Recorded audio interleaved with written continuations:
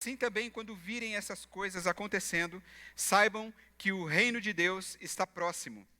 Eu lhes asseguro que não passará esta geração até que todas essas coisas aconteçam. O céu e a terra passarão, mas as minhas palavras jamais passarão. Amém?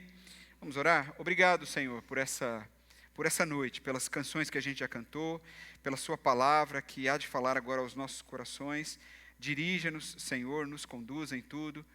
Nós te pedimos e te agradecemos e pedimos o teu direcionamento a fim de que nós saímos daqui desafiados pela palavra de Deus.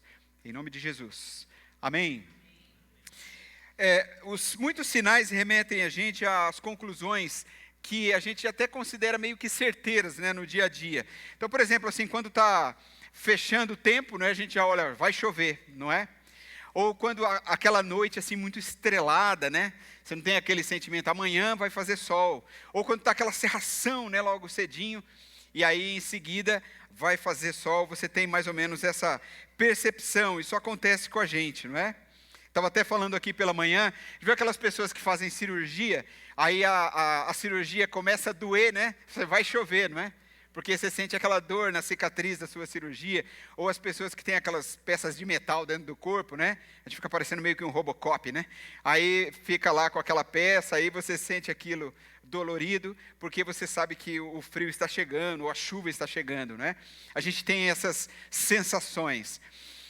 Hoje as coisas estão bem diferentes, porque a gente tem todo o avanço da meteorologia.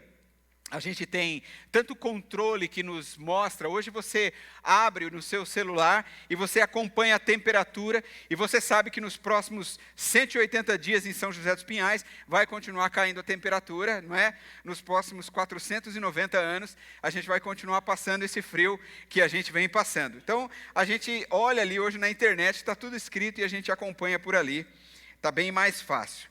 É evidente que nos tempos bíblicos, nos dias de Jesus, a coisa não era assim. Então as pessoas se valiam de outros meios para elas saberem sobre as mudanças climáticas e, dentre tantas coisas, as plantas também ajudavam nesse processo de conhecimento. Agora, Jesus faz uma menção aqui no texto a respeito da figueira. A figueira era uma árvore muito comum em Israel e haviam muitas, segundo os escritores, ali nas proximidades de Jerusalém. Existia até um dito popular que era baseado na própria lei e nos profetas, algo dito por Salomão, que eles afirmavam que um homem estava em segurança quando ele estava debaixo da sua videira e debaixo da sua figueira. Na verdade, isso era profético, estava em 1 Reis 4 e Miqueias 4.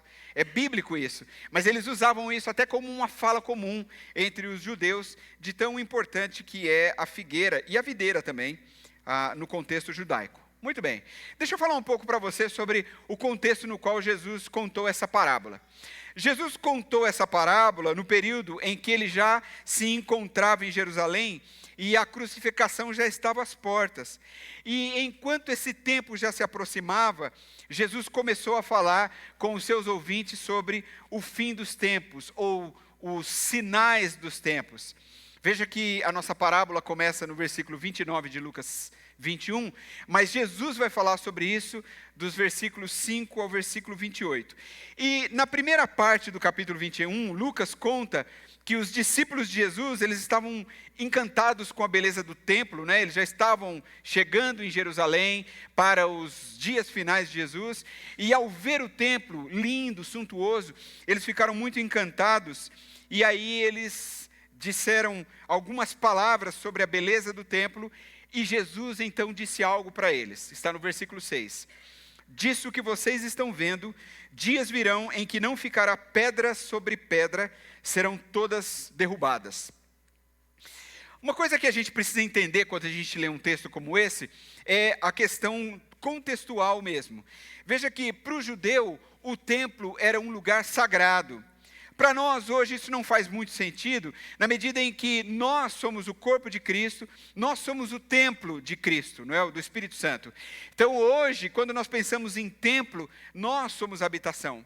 Mas na mentalidade judaica, o templo, o prédio, a estrutura que eles construíram, tinha esse aspecto sagrado para eles. Então, isso para eles representava a presença do próprio Deus entre os homens. Por isso eles sofreram tanto ao ver o templo tantas vezes destruído, como diz a história. Quando eu estudava isso aqui, eu li um texto do pastor Hernandes Dias Lopes, e ele fala sobre esses tempos da destruição do templo. Olha que interessante o que ele diz. O templo de Jerusalém foi idealizado por Davi, construído por Salomão e destruído por Nabucodonosor. Depois, foi reedificado por Esdras, profanado por Antíoco Epifânio e purificado por Judas Macabeu, no período intertestamentário, interbíblico. A seguir, foi ampliado e embelezado por Herodes o Grande e destruído pelo general Tito no ano 70 depois de Cristo. Veja que o Hernandes ele dá uma passada pela história, num parágrafo, só para a gente entender como as coisas aconteciam no templo de Deus, né, onde as pessoas adoravam o Senhor, e como esse templo foi atacado ao longo da história. Bom, isso aqui está muito claro para a maioria dos estudiosos da Bíblia, que as palavras que Jesus falou naquela ocasião, de que não ficaria pedra sobre pedra que não seria derrubada, que isso deve ter referência ao que ocorreu no ano 70 depois de Cristo, de forma literal. O templo, naquele ano, foi arrasado pelos romanos, e foi algo terrível que aconteceu em Jerusalém, pela liderança de um general chamado Tito, que era filho de Vespasiano, que foi um dos imperadores de Roma entre os anos 69 e 79 depois de Cristo. A história conta que deve ter morrido cerca de 1 milhão de judeus durante esse período, pelo menos de 6 a 4 anos de ataques tremendos. Então houve muita perseguição, muito confronto e um extremo banho de sangue. E dentre tantas coisas, a gente precisa aprender com essas palavras de Jesus, e acho que isso é uma lição para a gente, logo de plano aqui, de que a verdadeira glória da igreja não está no seu prédio, mas na fé, na piedade e na persistência dos seus membros. Amém? Eu estou dizendo isso a vocês porque enquanto os judeus estavam olhando para o templo e que a presença de Deus estava representada para eles no templo, e esse templo foi tão destruído, hoje para nós, sendo o nosso corpo a habitação do Espírito Santo, nós podemos entender claramente de que Deus está nos ensinando que não é esta estrutura. O que é sagrado aqui? Nós somos sagrados, porque nós somos santos. Porque nós somos separados, nós somos escolhidos. Isso aqui é apenas uma estrutura, uma construção que nós temos. É óbvio que nós devemos respeitar o ambiente, é óbvio que nós devemos cuidar, zelar pelo ambiente e fazer o melhor que pudermos, não é? Hoje pela manhã, nós estamos aqui conversando, por exemplo, na nossa assembleia, sobre as mudanças que nós vamos fazer aqui, estruturais, né? Todo o embelezamento, tudo que a gente vai fazer aqui no nosso templo. Mas isso é apenas um templo. Isso é apenas um local onde nós nos reunimos. Deus está interessado em cada um de nós, naquilo que somos, na nossa persistência, na piedade que exercemos para com as pessoas. Os discípulos, então, aqui, eles perguntaram quando e que sinal haveria quando todas essas coisas estivessem prestes a acontecer. Essas coisas que Jesus estava falando. Então, essa resposta que Jesus dá a eles, é claro que ela tem a ver com o cerco de Jerusalém, que aconteceu, mas isso aqui também tem muito a ver com a segunda vinda no final dos tempos. Na verdade, a destruição do templo naqueles dias seria como que um símbolo, como que um eco daquilo que acontecerá na segunda vinda do nosso Senhor Jesus Cristo. Jesus, então, agora, ele aponta para os seus discípulos alguns sinais da sua vinda, e nós podemos classificar esses sinais. Então, antes da gente pensar diretamente na parábola, é importante que a gente entenda o que Jesus estava falando antes disso, como sinais, porque ele disse, não ficará pedra sobre pedra que não será derrubada. E os discípulos perguntaram, quais são os sinais? Como que a gente pode enxergar que essa vinda irá acontecer? Jesus vai nos mostrar. A primeira coisa que Jesus fala é sobre o engano religioso. Olha que interessante. O engano religioso é apresentado por Jesus aqui no texto de duas formas. Primeiro, com o surgimento de muitos falsos cristos. Porque ele diz assim, muitos virão em meu nome dizendo, sou eu. E a segunda forma é com a marcação de datas. Jesus diz assim: não deem atenção para aquelas pessoas que dizem assim, porque elas virão em meu nome dizendo que o tempo está próximo. E aí, diante disso, a advertência que Jesus dá aos seus ouvintes é: não os sigam. Muitas pessoas já marcaram ao longo da história a volta de Jesus. Dentre eles, talvez o mais famoso é Ellen White, dos Adventistas do Sétimo Dia. Por vezes ela marcou a volta de Jesus. Certamente errou todas elas, porque isso não foi dado nem conhecer ao Filho. Qual é a presunção de uma pessoa de imaginar que ela poderia marcar? Nem o Filho, não é? Sabia disso, nem o Filho Jesus sabia, e Ellen White quer saber isso, não é? Então, além dela, muitas outras pessoas marcaram datas para a volta de Jesus.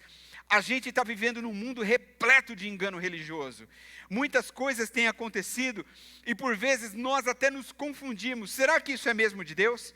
Será que Deus está nesse negócio? Jesus vai nos dar essa advertência: não sigam essas pessoas. O problema é que o engano religioso não para por aí. Porque a segunda vinda de Jesus vai ser precedida por um abandono da fé verdadeira. Isso está relacionado ao engano religioso. Muitas seitas, muitas doutrinas se multiplicam por toda parte. Nós temos visto igrejas nos mais diversos formatos, pregadores com os mais diversos tipos de mensagem. Nós temos extremas palavras de autoajuda hoje em dia. A gente tem muitas mensagens para encher templo, focadas no conforto do coração das pessoas e não na confrontação do Evangelho de Jesus Cristo.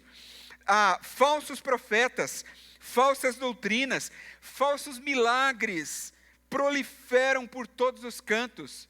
Nós estamos vendo isso claramente acontecer.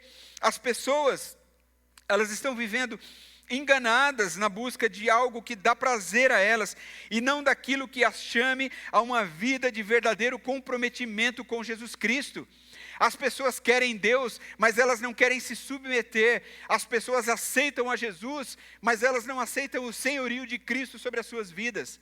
As pessoas querem as bênçãos que saem da cruz de Cristo, mas elas não estão dispostas a morrer por Jesus. Elas não estão dispostas a se curvar diante da cruz do Calvário. Esse é o grande problema que nós estamos enfrentando isso. E Jesus está apontando essas coisas como sinais dos fins dos tempos. A outra coisa que Jesus fala aqui são guerras e revoluções. Nos versículos 9 e 10 ele diz assim: quando ouvirem falar de guerras e rebeliões, não tenham medo. É necessário que primeiro aconteçam essas coisas, mas o fim não virá imediatamente. Então lhes disse: nação se levantará contra nação, e reino contra reino. Dados estatísticos apontam que ao longo da história tem havido 13 anos, em média, 13 anos de guerra para cada ano de paz. Você já pensou nisso? 13 anos de guerra para cada ano de paz. Enquanto eu preparava essa mensagem, eu saí atrás de algumas pesquisas sobre isso, e eu li uma pesquisa americana, um pouco difícil de compreender, mas eu entendi que é um livro de pesquisas, um livro americano de pesquisas, chamado Reshaping International Order Report. É um livro documental, então eu tentei compreender o que estava ali. Então, lá no livro, ele diz o seguinte, que 50% de todos os cientistas do mundo estão trabalhando em pesquisas de armas de destruição. Que quase 40% dos recursos das nações são investidos em pesquisa e fabricação de armas. Olha que interessante, dizem que mais de $1 trilhão por ano é gasto em armas de guerra. Então, ele diz lá que não é difícil pensar que nós poderíamos resolver os problemas como a fome, o saneamento básico, a saúde pública e moradia do mundo com todo esse dinheiro que vem sendo investidos em guerra. Isso é uma coisa terrível. Nós temos visto pessoas sofrendo em todo o mundo e as pessoas investindo em guerra, porque me parece que guerra é um grande investimento, não é verdade? Então, esse é o mundo em que vivemos. Jesus aponta isso também como sinal do fim dos tempos. Mas Jesus não para por aí. Jesus agora vai falar sobre terremotos, epidemias e fome. No versículo 11 ele diz assim: haverá grandes terremotos, fomes e pestes em vários lugares, e acontecimentos terríveis e grandes sinais provenientes do céu. Parece que esses acontecimentos que vemos ocorrer nos nossos dias, pelo que me parece nas palavras de Jesus, vão se intensificar no final de todas as coisas.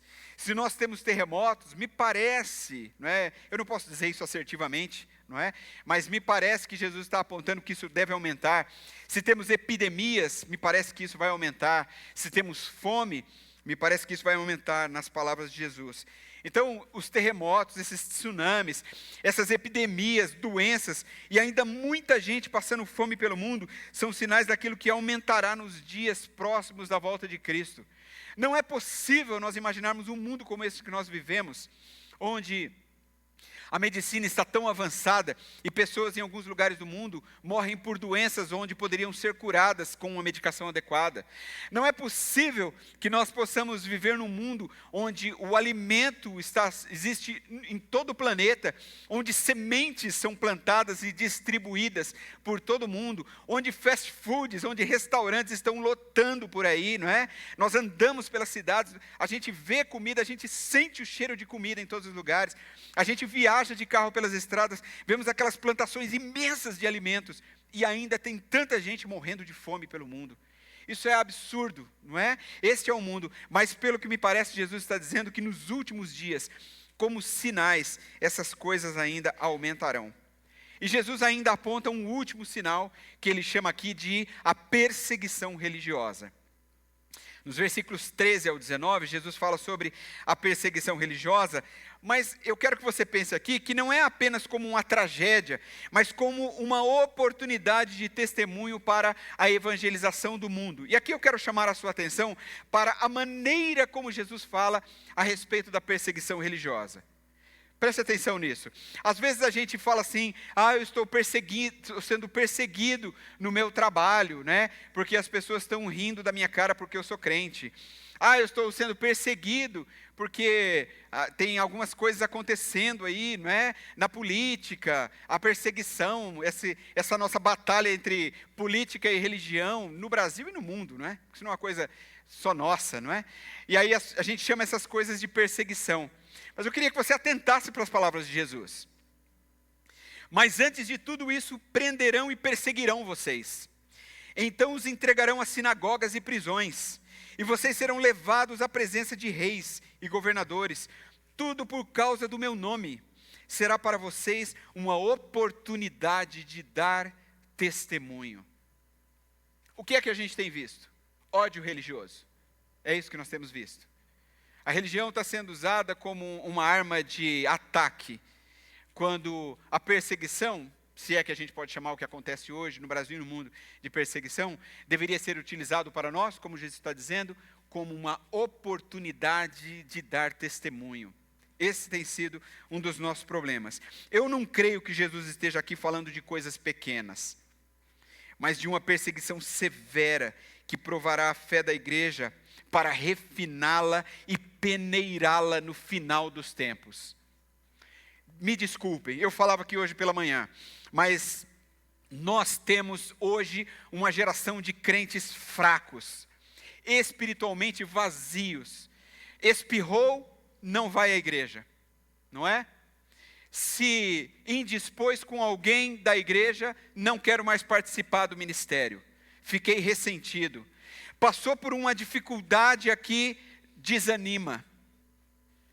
Essas pessoas não prevalecerão no final. Se elas não conseguem suportar as pequenas provas que nós temos enfrentados, num país livre, numa igreja que pode cantar, onde o pastor pode pregar alto e no microfone, que ninguém vai se importar se nós estamos falando aqui, não a polícia, um governo não vai entrar aqui para nos impedir de pregar. E nós aqui com esse evangelho barato, muitas vezes, muitos de nós vivendo um evangelho fraco. Não estou muito bem. Eu estou chateado. São muitos problemas. Eu estou desanimado. Se você já está assim agora, você não vai prevalecer nos últimos dias. Jesus estava preparando os seus apóstolos. Os dias deles seriam terríveis. A minha palavra para você é o seguinte, pense comigo. Se fosse você, um dos 12, Jesus estivesse dizendo isso ali para você, dali a algum tempo depois da morte de Jesus, você sabe o que vai acontecer com os apóstolos. A pergunta é, você sendo um deles, resistiria com o tipo de crente que você é hoje? Essa é uma palavra de desafio para todos nós. O tipo de cristianismo que eu levo, se eu fosse um daqueles 12, ou qualquer um dos seguidores de Jesus, quando a perseguição fosse pesada, quando o general Tito invadisse, quando Nero incendiasse, quando os apóstolos fossem encerrados na prisão e açoitados, quando o evangelho fosse proibido, quando Paulo fosse ridicularizado, quando uma cobra picasse a mão dele, quando as seitas e as religiões ficassem se levantando contra eles, quando a falta de recurso financeiro viesse sobre a vida deles, será que na mesma condição nós teríamos resistido como esses homens? Eu temo em dizer o que eu vou dizer agora, mas graças a Deus por eles, graças a Deus porque eles não eram muitas vezes como eu, que já fraquejei tantas vezes por coisas tão menores. Esses homens foram bravos, eles foram guerreiros, eles seguiram firmes. É por isso que o evangelho chegou até nós, porque eles deram a sua vida, derramaram o seu sangue, para que o evangelho chegasse até os nossos dias. Eu desafio você e faço aqui um alto desafio, para que a gente possa provar essas palavras de Jesus, para que quando chegar aquele dia difícil, nós possamos permanecer firmes. Amém? Então, pense sobre isso. O Senhor está querendo peneirar a sua igreja para aquele grande dia. Então, Jesus conclui dizendo que os que serão salvos não são aqueles covardes que negam a Cristo na hora da dificuldade. Não são esses, mas sim aqueles que permanecem inabaláveis, apesar da perseguição.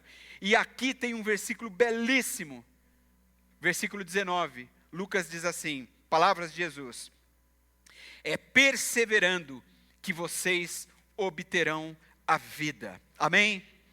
Agora deixa eu falar para vocês do conteúdo da parábola. Depois disso, Jesus entra para nos contar sobre esse conteúdo. Então, depois de falar sobre as coisas dos finais dos tempos, Jesus explica a sua segunda vinda por meio da parábola da figueira. Então, durante o inverno, a figueira ela perde as suas folhas e aí ela se torna uma árvore aparentemente seca, né, para quem olha para ela. Entretanto, vai chegando o verão e ela volta a florescer e começa então a dar os seus primeiros frutos. É muito interessante. E aí Jesus se utiliza dessa comparação, gente, extremamente simples, para dizer o seguinte: observem a figueira e todas as árvores. Quando elas brotam, vocês mesmos percebem e sabem que o verão está próximo. É assim que Jesus começa o seu ensinamento, de forma extremamente simples. Essa era uma linguagem que os seus ouvintes entendiam muito bem. Lembra-se, eu acho que Jesus tinha uma coisa com a figueira, né? Porque lembra que depois, num outro momento, ele estava com fome, ele passou e viu uma figueira, e aí ele foi lá procurar frutos nela, porque ele viu que ela estava já no tempo de dar frutos. Ele olhou, e ela não tinha frutos, e ele amaldiçoou a figueira. No dia seguinte, quando os seus discípulos passaram por ali junto com ele de novo, a figueira estava morta, a árvore estava seca e morta, desde a raiz. Muito interessante isso, né? Eu acho que Jesus gostava de figo, né, gente? Figo é delicioso, né? Não sei se Jesus chegou a colocar o figo na calda. Alguém falou: Jesus, você já comeu figo na calda? Não, como é que faz? Né? Você faz assim, assim. Você já pensou nisso? Não, você faz assim. Jesus, nossa, que bacana, né? E aí coloca naquela calda, Jesus, gente, que delicioso isso, né? Já parou para pensar, por exemplo, que haviam coisas que Jesus talvez não gostasse? Não sei se você já pensou nisso. Não sei se é uma lucubração. Eu vou escrever no meu livro sobre isso. Será que Jesus tinha coisas que ele não gostava, não é? O pai dele criou tudo. E aí, de repente, alguém, Jesus, quer isso aqui? Não, eu não sou muito chegado nisso aí, não faz muito bem para o meu estômago, né? Hoje de manhã eu falei, né? Jesus, não gosto de farofa, né? Não sou chegado em farofa, né? Ou Jesus disse assim, eu não gosto de pinhão também, não é? Aí não ia querer isso aí, né? Isso aí eu falei de manhã porque são as coisas que eu não curto, né? Mas esse Jesus é Jesus, né? Mas é interessante pensar, né? Como Jesus utiliza isso. E aqui ele fala, inclusive, das outras árvores, né? Bom, mas a grande questão era se o povo seria capaz de interpretar esse sinal de maneira teológica e espiritual. Embora o exemplo era simples, Jesus estava querendo levá-los para um entendimento maior. O ponto focalizado nessa ilustração de Jesus aqui é óbvio para todos os seus ouvintes e para nós também. Quando as árvores começam a mostrar suas primeiras folhas, todo mundo sabe que o verão está próximo. É o que Jesus está falando. todo mundo está entendendo.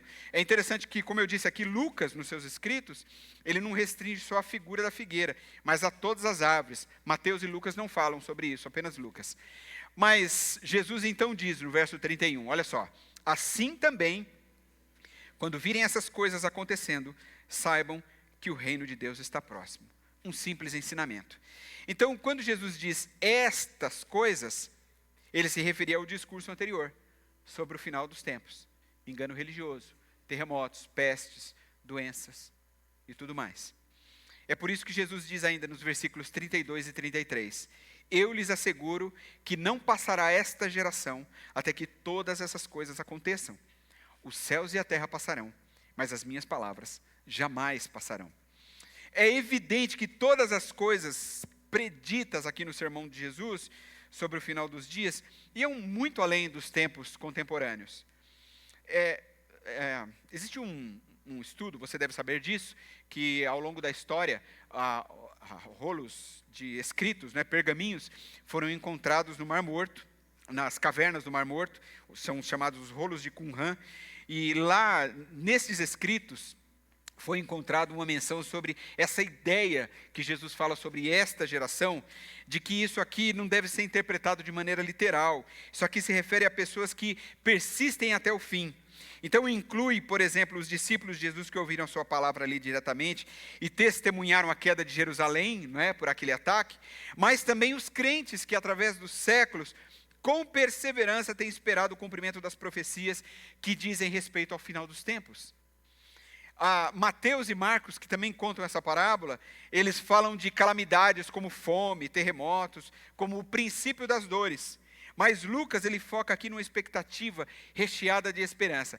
Eu acho bacana porque Lucas, ele faz como se fosse uma pregação, não é? Ele termina com uma palavra de esperança, como normalmente nós terminamos as nossas pregações. Então ele diz no versículo 28 do mesmo capítulo, quando começarem a acontecer essas coisas, levantem-se e ergam a cabeça, porque estará próxima a redenção de vocês. É como se ele dissesse assim, fiquem firmes, porque o alívio do Senhor chegará para vocês.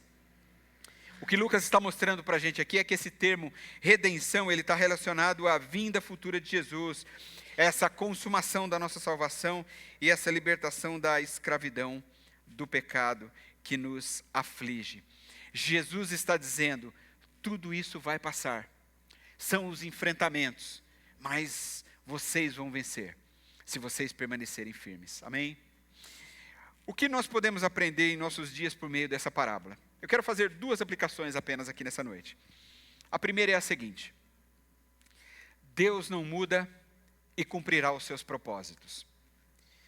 Então, nós devemos olhar para o versículo 33, quando Jesus diz, os céus e a terra passarão, mas as minhas palavras jamais passarão. Então, o que passa se torna parte do passado e não significa mais nada para o presente, não é verdade? O sentido da parábola é o de que as palavras de Jesus jamais perdem o seu impacto. Então, como foram válidas no tempo em que essas palavras foram ditas, assim também elas valem para os nossos dias. Não é extraordinário pensar que o plano da salvação arquitetado por Jesus em Gênesis capítulo 3, tantos séculos depois, continua valendo da mesma maneira hoje? Não é interessante pensar que da maneira como Jesus alcançou o meu coração com a sua salvação, alcançou também o seu coração? Não é interessante pensar que o mesmo evangelho, o mesmo toque aconteceu na vida de cada um de nós, cada um na sua história, na sua circunstância, ao seu estilo, no seu jeito, mas o toque foi o mesmo? Não é interessante pensar que as promessas do Senhor na sua palavra, elas movem o nosso coração, elas encorajam o nosso coração, a nossa vida a prosseguir ao longo dos anos, e da mesma maneira como encoraja o meu coração, encoraja o seu coração? É por causa disso, porque os céus e a terra passarão, mas as palavras do Senhor jamais passarão. O Evangelho de Jesus Cristo, ele é o mesmo. O Senhor é o mesmo ontem, hoje e para sempre. O Senhor é imutável, Ele não pode mentir. No Senhor, a palavra diz, não há sombra de variação. Ele é perfeito em tudo que faz. Então, que a gente possa usar isso de uma maneira tão poderosa, porque você já imaginou que se o Senhor tivesse alguma variação, isso seria terrível para nós. Mas a perfeição de Deus é a nossa grande segurança. Nisso está a nossa esperança. Todas as promessas de Jesus se cumprirão, todas. Todos os seus ensinos continuarão a ter efeito sobre uma terra fértil, se o nosso coração assim for. Todos os juízos do Senhor permanecerão inabaláveis, a despeito da nossa arrogância e do descaso da humanidade. Deus vai cumprir os seus propósitos. Se você está olhando para a vida de outro que Deus está fazendo e não está fazendo na sua, o problema não está em Deus, o problema está em você. É assim que a gente tem que pensar. Se as coisas não estão acontecendo, eu não tenho, por que está acontecendo com outros e comigo não? Então eu tenho que olhar para mim. E outra coisa, será que não está acontecendo? Deus não trabalha igual na vida das pessoas. Sabe por quê? Por causa do seu amor individual. O Senhor nos conhece e a Bíblia fala nisso de uma forma muito poética, não é? Quando diz que o Senhor conhece as estrelas do céu e chama cada uma delas pelo nome. As milhares, bilhares de estrelas. Mas na verdade esse texto é uma poesia para nos dizer o seguinte: se Deus conhece todo o universo e o sustenta em suas mãos, Ele conhece individualmente a cada um de nós, os nossos nomes, a nossa identidade, as nossas necessidades. Então Deus atua sobre cada um de nós, Deus não pode ser mudado. Amém?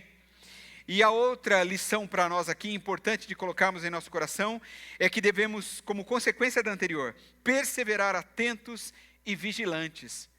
Se Deus não muda e Ele vai cumprir e vem cumprindo as suas promessas, a da sua volta é uma delas. Então nós devemos perseverar atentos e vigilantes. A parábola exorta a cada um de nós, como discípulos, como seguidores de Jesus que somos, a perseverarmos atentamente. Se houver uma palavra que resume essa parábola para nós, eu acho que é perseverança. Porque Jesus está falando de algo que há de acontecer. As adversidades que nós enfrentamos não devem abater o nosso ânimo e enfraquecer a nossa confiança. Nós precisamos prosseguir firmes. O dia da redenção do povo de Deus chegará. Portanto, é necessário perseverar atentamente e vigiar constantemente. A nossa vida deve ser uma batalha. A vida cristã é uma batalha mesmo. Então você diz assim, olha, não é fácil ser cristão, né? Não é fácil ser crente. Não é fácil a vida do crente, né? Como tem uma figurinha aí. E não é mesmo. É exatamente isso. E não é para ser fácil mesmo. Porque é negar-se a si mesmo, é carregar a cruz, é seguir a Jesus, é não desanimar, é não dizer assim, hoje não deu. Eu não pude, eu estava desanimado, eu estou chateado com aquele irmão, então eu não quis participar, não é? Então, se a gente for por esse caminho, o nosso coração vai nos conduzir exatamente para onde o inimigo, para onde o mundo quer nos tragar, para a nossa fraqueza, para o nosso pecado, para o nosso esvaziamento espiritual. Então, quando as coisas estiverem difíceis, e elas vão estar mesmo, esse é o momento que nós devemos nos apegar mais, nos comprometer mais com o Senhor, com Jesus, com a sua obra, com a sua igreja, com a vida cristã, com o testemunho e com a prática da nossa fé. É isso que Deus quer que nós venhamos a fazer. Não há dúvida de que os sinais da vinda de Jesus têm se cumprido a cada dia diante dos nossos olhos. Eu sei que você sabe disso. As pessoas ficam marcando datas. Algumas pessoas gostam de ficar aí olhando essa questão de milênio, pré-milênio, né? Eu acho muito divertido ver as pessoas discutindo sobre as teorias. Isso aqui, não, eu já estudei tudo, né? Eu vi lá na internet aquele pastor que fala tudo sobre Apocalipse. É isso aqui, é o que vai acontecer. Siga a corrente que você quiser seguir, isso para mim pouco importa. O que importa é que você esteja firmado no Senhor, aconteça como acontecer, seja a sua teoria teológica, né, a sua, ou seja, aquela que você segue, ou seja outra, quando tudo acontecer, que você esteja preparado. Eu disse aqui pela manhã que essa discussão para mim ela é tão importante quanto a discussão entre gremistas e os torcedores do Inter, né? Entre palmeirenses e corintianos, entre os torcedores do Coxa e os torcedores do Atlético. Sinceramente, para mim essa discussão é tão interessante, tão importante quanto essa. Nunca chegaremos num consenso. Não é? As pessoas acreditam, o pré-milênio, eu sou milenista, eu sou pós-milenista, eu sou pré-tribulacionista, não é? A redenção de Israel. Estude, né? Estudar a Bíblia sempre é bom. Siga a corrente que você quiser seguir. Isso para mim não importa. O que importa é estejamos prontos e vigilantes para o dia do Senhor. É isso que nós precisamos fazer. Então, não há dúvida de que os sinais da vinda de Jesus estão se cumprindo a cada dia diante dos nossos olhos. Mas o que eu quero perguntar a você aqui é o seguinte, e eu acho que isso é que é o importante.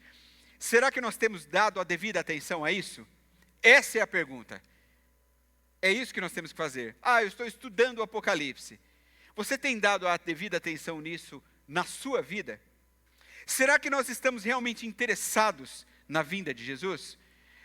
Sabe qual é o termômetro? O quanto eu tenho servido e dedicado a minha vida ao Senhor. O quanto eu tenho falado de Jesus às pessoas. O quão preocupado eu estou com as pessoas que estão indo para a perdição eterna. Será que nós temos nos lembrado do significado das coisas que vêm acontecendo no mundo em relação à volta de Jesus?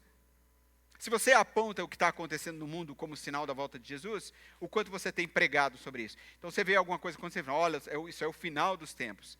Então o quanto nós temos pregado se a gente está decifrando essas coisas? Eu penso que a nossa vida tão corrida e atarefada, os nossos empreendimentos, os nossos projetos pessoais, têm levado cada um de nós a esquecer as promessas de Deus em relação à sua vinda. É isso que está acontecendo.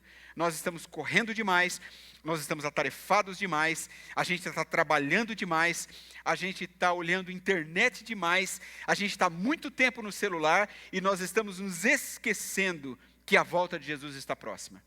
Essa é a verdade. E Jesus está nos alertando aqui para uma mudança de vida. Então é preciso buscar Deus constantemente para uma aproximação e uma vida de intimidade com Ele. É isso que nós temos que fazer. Então eu acho que quando a gente começar a passar muita tela, de repente é hora da gente jogar o celular do lado e falar assim, eu vou dedicar agora um tempo para falar com o Senhor, eu vou orar, vou buscar o nosso Deus, eu vou ler a palavra de Deus. A única passagem que eu vou fazer aqui, é da leitura da minha Bíblia agora, né, passando aqui os textos para a minha leitura. Que tal se a gente fizesse isso? Olha, não precisa muito. Eu acho que se a gente só dividir o tempo que a gente fica com o celular na mão. Imagina assim, quanto tempo você fica com o celular na mão no dia? Não estou dizendo de trabalho, tá bom, gente? Estou falando de lazer mesmo. Então, você está ali com o seu celular na mão. Quanto tempo de lazer? Vamos chutar aqui 2 horas por dia, 1 hora por dia, a gente não percebe. Mas a gente chega nisso aí. Juntando todos os picadinhos do dia. Deu 1 hora, você já pensou se dessa 1 hora, você fala assim, eu vou dedicar meia hora dessa 1 hora para ler a palavra de Deus. Fiquei 2 horas, eu vou dedicar 1 hora das 2 que eu fico vagando aqui na internet, em meditar na palavra de Deus e em orar ao Senhor. Ou, por exemplo, nos streamings, né? Quantos episódios eu vou assistir hoje? 5. E se eu assistisse apenas 2 episódios, e o tempo dos outros 2 ou 3, eu gastasse lendo a palavra de Deus, me alimentando do Senhor, não é verdade? Então a gente não pode alegar que não temos tempo. Não podemos. O John Piper já tinha falado sobre isso, e eu concordo com ele. Nós precisamos de uma vida de intimidade, e a intimidade com Deus só acontece por meio da aproximação. Como que a gente se torna íntimo de alguém? Próximo. Só tem um jeito de ficar íntimo de alguém. Proximidade, andar junto, caminhar sempre. Por que um casal é íntimo do outro? Pelos anos da convivência. Então, com Deus é a mesma coisa. A intimidade com o Senhor só acontece por meio da proximidade. Mas, acima de tudo, é preciso buscar a santificação, como a palavra mesmo diz. Porque sem ela, ninguém verá o Senhor. Então, que Deus tenha misericórdia de nós. Observemos que depois da parábola contada, Jesus encerra esse ensinamento com uma advertência muito importante, que está entre os versículos 34 e 36 de Lucas 21. Ele diz, preste atenção nesse texto, ele é importante. Tenham cuidado, ele resume tudo o que eu acabei de falar. Tenham cuidado para não sobrecarregar o coração de vocês de libertinagem, bebedeira e ansiedades da vida. Vamos dar uma pausa aqui, preste atenção nisso. Eu dizia aqui no culto da manhã, que eu acho que quando Jesus falou isso aí, ele resumiu nessas 3 sentenças o coração humano. Libertinagem, bebedeira e ansiedades da vida. Concorde comigo, se a nossa vida mundana, a nossa vida em relação a este mundo, não está resumida nessas 3 coisas. Libertinagem, ou seja, eu desejo sempre fazer aquilo que me agrada, aquilo que faz bem para mim. Isso se aplica até à igreja, porque quando às vezes nós ouvimos algo que nos confronta, a gente muitas vezes não gosta. A gente talvez procura uma outra igreja, a gente procura um pastor que suaviza, a gente procura uma mensagem que conforta. E também isso serve no cotidiano, as coisas que dão prazer à minha carne, libertinagem. Bebedeira pode ser não apenas a bebida, mas pode ser a falta do domínio próprio.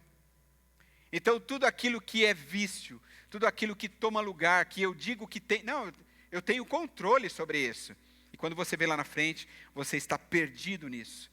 E, claro, ansiedades da vida. A nossa priorização das coisas deste mundo. Todas as vezes que nós priorizamos as coisas deste mundo, nós estamos colocando Deus em segundo lugar. Todas as vezes que eu acho que eu preciso conquistar mais, eu preciso de mais, amanhã pode ficar, não estou dizendo que você tem que ser imprudente, mas todas as vezes que o meu coração está plenamente voltado para isso, eu estou colocando Deus em segundo plano. Em outras palavras, eu estou dizendo que eu preciso fazer, porque eu não tenho a segurança de que lá na frente Deus vai prover para mim. Tenham cuidado para não sobrecarregar o coração de vocês de libertinagem, bebedeira e ansiedades da vida. E aquele dia venha sobre vocês inesperadamente. Não precisa marcar datas. Porque ele virá sobre todos os que vivem na face de toda a terra. Sobre aqueles que servem a Jesus e os que não servem. Sobre os que não servem e sobre os que servem. Estejam sempre atentos e orem, para que vocês possam escapar de tudo que está para acontecer e estar em pé diante do Filho do Homem. Amém? Eu quero concluir essa mensagem dizendo algumas palavras a vocês. Mesmo que os crentes, através dos tempos, tenham sofrido aflições de todos os tipos, hoje, mais do que nunca, nós somos encorajados pela palavra de Deus, e eu quero encerrar com as palavras firmes, cheias de propósitos de fé, ditas pelo apóstolo Paulo, para dias tão turbulentos como esses. É como se Paulo tivesse estudado a parábola da figueira, lido Lucas 21, e aí a partir disso, ele escreve essas últimas palavras, com as quais eu quero terminar a minha mensagem nessa noite. Ele diz: façam isso, compreendendo o tempo em que vivemos. Chegou a hora de vocês despertarem do sono, porque agora a nossa salvação está mais próxima do que quando cremos. A noite está acabando, o dia logo vem. Portanto, deixemos de lado as obras das trevas e revistamo-nos das armaduras da luz. Amém? Vamos ficar em pé. Quero convidar a equipe de louvor à frente. Eu quero orar por sua vida. Talvez você se sente desafiado ou se sentiu desafiado nessa noite a viver uma vida cristã muito melhor do que a que você está vivendo. Talvez a sua vida cristã, a sua vida com Deus, está sendo literalmente uma vida medíocre, uma vida irregular, algo que você está vivendo só para você, preocupado com as coisas desse dia, cheio de desculpas, porque a gente tem muitas desculpas mesmo. Eu tenho muito trabalho, minha família, podem vir gente, posso consultar, os meus problemas de saúde, as minhas lutas pessoais, hoje eu estou doente, eu espirrei, não é? O meu filho estava gripado, né? Todas essas coisas que nós ouvimos, todas são desculpas que nós damos. Deus está desafiando você para algo muito maior. Deus está nos chamando para uma vida de intimidade com Ele. Deus está nos chamando para um compromisso direto com Ele. Deus está chamando você para dizer sim para Ele. Não é o sim da conversão, é o sim assim, olha, Senhor, eu estou pronto e disposto. Chega de desculpas. Lembra que Jesus disse, quem lança a mão no arado e olha para trás não é apto para o reino. Jesus assim, eu não quero esses aí. Se você está comigo, mas você está com o seu olho atrás, você não está comigo. Jesus está nos chamando para um grande desafio. Então eu quero orar por você nessa noite. Que Deus nos abençoe, que Deus comece a trabalhar em você. Talvez você está aqui nessa noite e você está desviado de uma igreja ou do caminho de Deus, ou talvez você ainda não entregou sua vida a Jesus. Essa pode ser a noite da sua salvação. Que o Senhor trabalhe em seu coração, que Deus mude a sua história e que você aceite o desafio de seguir a Jesus. Obrigado, Senhor, por essa noite. Nos abençoa, Deus, por meio da sua palavra, nós somos desafiados a viver o novo. Nós somos desafiados, Senhor, a provar da sua bondade, da sua misericórdia, Senhor. Ó Pai, nos guia, Senhor, direciona a nossa vida. Eu te peço, Deus, que nos abençoe. Nós estamos aqui diante do Senhor porque nós entendemos que a nossa vida tem sido cheia de desculpas. A gente tem desculpa para tudo, Senhor. Mas que a gente pare de dar desculpas. E que a gente diga assim, Senhor, eis-me aqui. Eu quero servir ao Senhor, eu quero perseverar até o fim. Para que quando aquele dia chegar, como disse Jesus, eu esteja em pé diante do Cordeiro. Senhor, eu te peço também, que se houverem pessoas aqui nessa noite, que estão longe de Jesus, que elas possam ter um encontro com o Senhor, ou um reencontro com o Senhor, e uma mudança, uma transformação na sua vida, e elas possam dizer sim para Jesus em todas as coisas. Que o Senhor comece a trabalhar em nós, Pai, e que nós possamos propagar assim o nome de Jesus, até que o Senhor venha. Nós adoramos o Teu nome, Pai, em nome de Jesus. Amém. Nós vamos cantar ao Senhor nessa noite.